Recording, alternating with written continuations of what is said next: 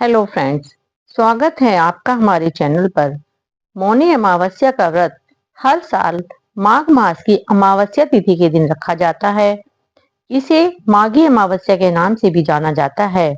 इस साल मौनी अमावस्या का व्रत 29 जनवरी 2025 को रखा जाएगा। इसी दिन महाकुंभ मेले में तीसरा शाही स्नान किया जाएगा। शास्त्रों में अमावस्या तिथि को बहुत ही खास माना जाता है। ये तिथि गंगा स्नान, दान और पितरों की पूजा के लिए समर्पित होती है। हर अमावस्या का अपना विशेष अर्थ और महत्व होता है, लेकिन मौनी अमावस्या को शास्त्र में सबसे अधिक महत्वपूर्ण माना गया है। इस अमावस्या के दिन साधक को मौन रहकर व्रत करना होता है। मौनी अमावस्या की तिथि जप, तप और साधना करने के लिए सबसे उत्तम मानी गई है। मौनी अमावस्या के दिन मौन रहने के कई कारण हैं, तो आइए जानते हैं क्या कारण है इसके पीछे। मौनी अमावस्या के दिन मौन व्रत रखने का विधान है। इस दिन साधक मौन रहकर व्रत रखते हैं। इस व्रत को रखने से मन को नियंत्रित किया जाता है। इसके साथ ही इस दिन जप और तप करने का विधान है। इस दिन मौन व्रत रखने से मानसिक शांति की प्राप्ति होती है और साधना में भी मन लगता है। जो व्यक्ति इस दिन मौन व्रत रखते हैं, उन्हें मुनि पद की प्राप्ति होती है। शास्त्रों के अनुसार मौन व्रत रखने से व्यक्ति के भीतर आध्यात्मिक उन्नति होती है और मोक्ष की प्राप्ति होती है। शास्त्रों के अनुसार चंद्रदेव को मन का देवता माना गया है और अमावस्या के दिन चंद्र दर्शन न होने के कारण मन की स्थिति बिगड़ने लगती है, इसीलिए मौन व्रत रखा जाता है। मौनी अमावस्या के व्रत नियम। मौनी अमावस्या के दिन गंगा स्नान किया जाता है। इसके बाद पूरे दिन मौन रहकर व्रत किया जाता है और जप तप किया जाता है। इस तिथि की समाप्ति के बाद मौन व्रत पूर्ण होता है और उसके बाद बोल सकते हैं। व्रत खोलने के बाद भगवान राम का नाम पहले लेना चाहिए। इस दिन व्रत रखने से मन को एकाग्र और नियंत्रित किया जा सकता है। इसके साथ ही मौन व्रत रखने से वाणी में मधुरता आती है और मोक्ष की प्राप्ति होती है। इस व्रत को करने से समाज में मान प्रतिष्ठा में वृद्धि होती है। मौनी अमावस्या का व्रत रखने से वाणी में शुद्धता भी आती है। आइए जानते हैं मौनी अमावस्या के दिन क्या क्या करना चाहिए। मौनी अमावस्या को नहाकर तिल, तिल के लड्डू, तिल का तेल, आंवला, कपड़े आदि का दान करें। इस दिन गरीब, साधु, महात्मा और ब्राह्मणों को भोजन कराएं और उन्हें कंबल आदि ऊनी कपड़े दान करें। इस दिन गुड़ में काला तिल मिलाकर लड्डू बनाने चाहिए। स्नान दान आदि के अलावा इस दिन पितृ श्राद्ध भी करना चाहिए। मौनी अमावस्या पर स्त्रियों को सौभाग्य बढ़ाने के लिए पीपल के पेड़ के नीचे बैठकर भगवान विष्णु की पूजा करनी चाहिए। इस दिन पीपल के पेड़ की परिक्रमा जरूर करनी चाहिए। शास्त्रों के अनुसार इस दिन नर्मदा, कावेरी, गंगा, सिंधु सहित अन्य पवित्र नदियों में स्नान करना चाहिए। ऐसा करने से कई दोषों का निवारण होता है। और मौनी अमावस्या के दिन क्या कार्य नहीं करने चाहिए। मौनी अमावस्या के दिन नहाते समय और नहाने से पहले तक कुछ ना बोलें, मौन रहें, घर में कलह का माहौल ना बनने दें। इस दिन झगड़े और विवादों से बचना चाहिए। इस दिन झूठ ना बोलें और किसी को कड़वे वचन ना कहें। इस दिन शरीर पर तेल नहीं लगाना चाहिए और ना ही तेल की मालिश करनी चाहिए। मौनी अमावस्या का व्रत रखने वालों को किसी भी प्रकार का श्रृंगार नहीं करना चाहिए। इस दिन पूर्ण ब्रह्मचर्य का पालन करें और तामसिक भोजन का सेवन ना करें। सुबह देर तक ना सोएं और बिना नहाए भोजन ना करें। अमावस्या पर सुनसान जगहों, कब्रिस्तान, शमशान घाट आदि के आसपास ना जाएं। मौनी अमावस्या की कथा। पुराणों के अनुसार कांचीपुर में एक ब्राह्मण रहता था।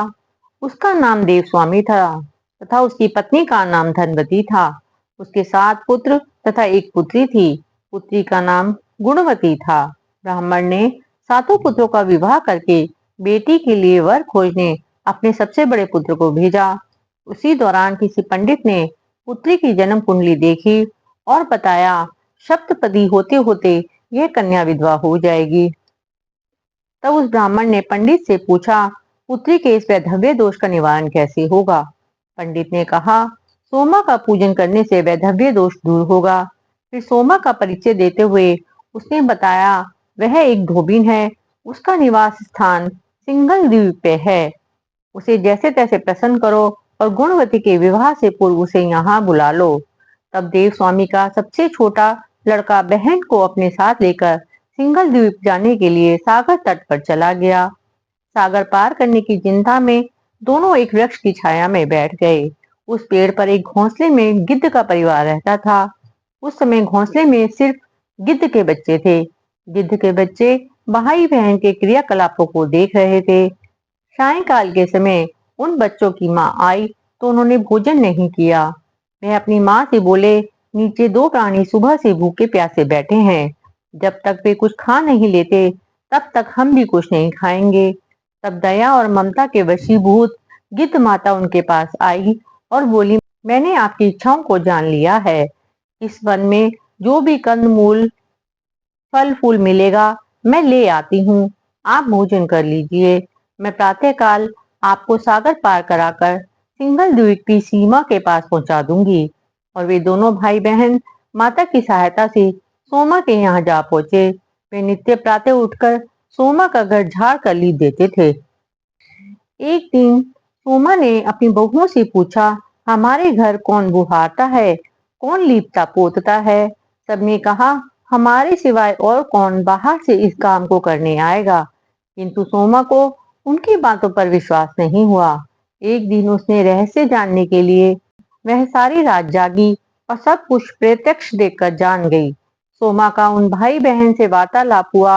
तब भाई ने सोमा को बहन के संबंधी सारी बात बता दी। सोमा ने उनकी श्रम साधना तथा सेवा से प्रसन्न होकर उचित समय पर उनके घर पहुंचने का वचन देकर कन्या के वैधव्य दोष निवारण का आश्वासन दे दिया। मगर भाई ने उससे अपने साथ चलने का आग्रह किया। आग्रह करने पर सोमा उनके साथ चल दी। चलते समय सोमा ने बहुओं से कहा, मेरी अनुपस्थिति में यदि किसी का देहांत हो जाए तो उसको शरीर को नष्ट मत करना, मेरा इंतजार करना। और फिर सोमा बहन भाई के साथ कांचीपुरी पहुंच गई। दूसरे दिन गुणवती के विवाह का कार्यक्रम तय हो गया। सप्तपति अर्थात फेरों के समय उसका पति मर गया। सोमा ने तुरंत अपने संचित पुण्यों का फल गुणवती को प्रदान कर दिया। तुरंत ही उसका पति जीवित हो उठा। सोमा उन्हें आशीर्वाद देकर अपने घर चली गई। उधर गुणवती को पुण्य फल देने से सोमा के पुत्र जमाता तथा पति की मृत्यु हो गई। सोमा ने पुण्य फल संचित करने के लिए मार्ग में पीपल वृक्ष की छाया में विष्णु जी का पूजन करके 108 परिक्रमाएं की। इसके पूर्ण होने पर उसके परिवार के मृतक जन जीवित हो उठे। निष्काम भाव से सेवा का फल मधुर होता है। इस व्रत का यही लक्ष्य है।